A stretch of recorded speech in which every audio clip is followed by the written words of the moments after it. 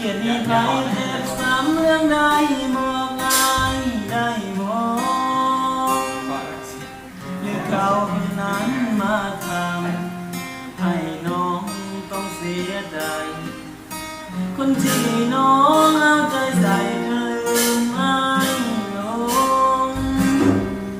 บอกมาที่ไอ้พอมาฟังเรื่องราวทุกอย่างเรื่องผ่านมาที่ต้องเจ็บซ้ำ